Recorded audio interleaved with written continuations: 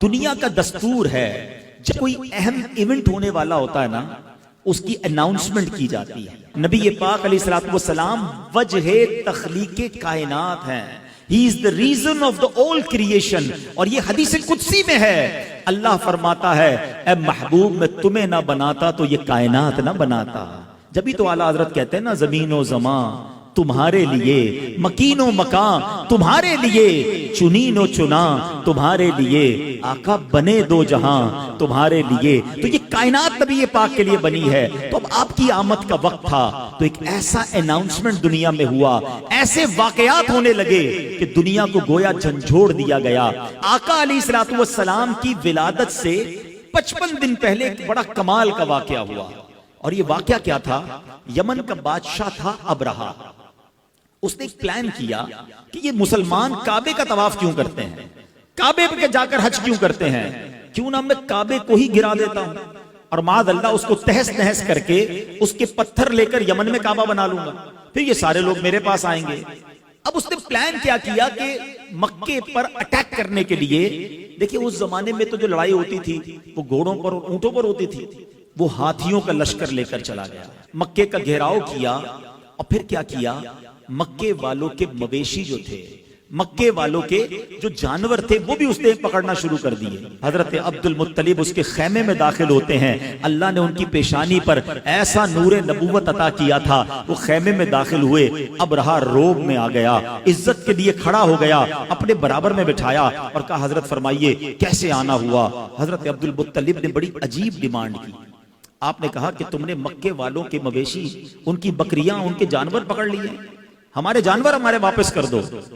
ابرہہ کہتا ہے میں تو سمجھا آپ کعبے کی بات کریں گے، اپنے مرکز کی بات کریں گے، آپ تو کعبے کی بات ہی نہیں کر رہے، آپ کو فقط اپنے جانوروں کی فکر ہے. اللہ اکبر. حضرت عبد المطلب کا وہ جواب آج بھی سیرت کی کتابوں میں سنہرے حروف سے لکھا ہے. کیا کمال کا جواب دیا. آپ فرماتے ہیں جانوروں کے مالک ہم ہیں، ہمارے جانور ہمیں دے دو، کعبہ جس کا گھر ہے وہ خود ہی حفاظت کر لے گا، کعبے کا مالک اس کی حفاظت کرے گا.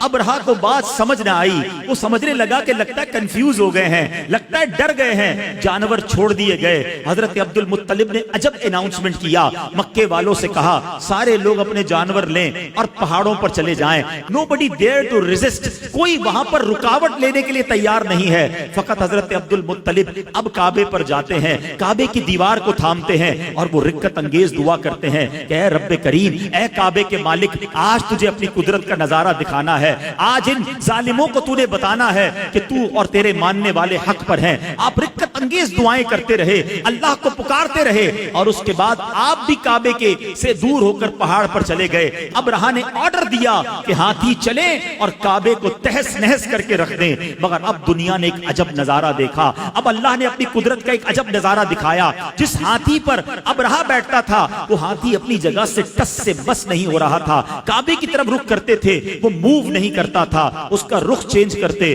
وہ چلنا شروع کر دیتا. اور اب اللہ کریم نے اس کے مقابلے کے لیے کیا بھیجا. دنیا کا دستور ہے آرمی کا مقابلہ آرمی کرتی ہے، نیوی کا مقابلہ نیوی کرتی ہے، ایئر فورس کے لیے ایئر کرافٹ بھیجے جاتے ہیں. اب ہاتھی ہیں اور مقابلے کے لیے بھیجا کیا ہے میرے رب نے؟ مٹھی میں آنے والا پرندہ ابابیل. ارے چیل جتنا پرندہ بھی کوئی نہ بھیجا، رب نے ابابیل کے لشکر بھیجے جو خود مٹھی میں آ جاتا ہے، جس کا اپنا وزن چند گرام ہے. بتاؤ اس کی چونچ اور اس کے پنجوں میں کتنا بھاری کنکر ہوگا، کتنے چھوٹے سے کنکر ہیں. مقابلہ ہاتھی سے ہے. اللہ اکبر. رب کریم نے اپنی قدرت کا کیسا نظارہ دکھایا. اور آج لوگ کہتے ہیں کہ فلاں سپر پاور نے جناب بڑے گائیڈڈ میزائل بنا لیے ہیں، ٹارگٹ سیٹ کر دو، میزائل جا کے وہی ہٹ کرتا ہے. اللہ اکبر. آؤ میں بتاتا ہوں 1450 سال پہلے میرے رب نے ابابیل کے ان پنجوں میں کیسے گائیڈڈ میزائل دیے تھے. ہر کنکر پر ہاتھی سوار کا نام لکھا تھا، اس سوار کا نام موجود تھا. اب یہ جب لشکر آتے ہیں اس کے بعد کیا ہوتا ہے؟ رب کریم قرآن مجید میں ارشاد فرماتا ہے الم تر کیف فعل ربک باصحاب الفیل. اس کا ترجمہ کیا ہے؟ اے محبوب کیا آپ نے نہ دیکھا کہ آپ کے رب نے ان ہاتھی والوں کا کیا حال کیا؟ آقا تو دنیا میں تشریف ہی نہیں لائے تھے اور رب اپنے حبیب سے کہہ رہا ہے اے محبوب آپ نے نہ دیکھا. اٹ مینز یاد اس کو دلایا جاتا ہے جو کہیں دیکھ رہا تھا, جو کہیں موجود تھا. اللہ اکبر. نبی پاک علیہ الصلوۃ والسلام کے غلاموں سنو, آقا کی ولادت سے پہلے پوری دنیا کو ایک پیغام دینا تھا. الم یجعل کیدہم فی تضلیل وارسل علیہم طیرا ابابیل. ارے ابابیل کے لشکر بھیجے اور انہوں نے کیا کیا؟ وترمیہم بحجارۃ من سجیل. ان پر پتھروں کی, کنکروں کی بارش کی اور رزلٹ کیا آیا؟ فجعلہم کعصف مأکول. انہیں چبائے ہوئے بھس جیسا بنا کر رکھ دیا, پرخچے اڑ گئے. ان کنکروں نے وہ کام کیا جو بڑے بڑے میزائل نہ کر سکتے تھے. ہاتھی سوار, اور ان ہاتھیوں کا نام و نشان باقی نہ رہا. گویا پوری دنیا کو یہ میسج دینے والا تھا, آئی نئی حکومت, سکہ نیا چلے گا. آئی نئی حکومت, سکہ نیا چلے گا. عالم نے رنگ بدلا. صبح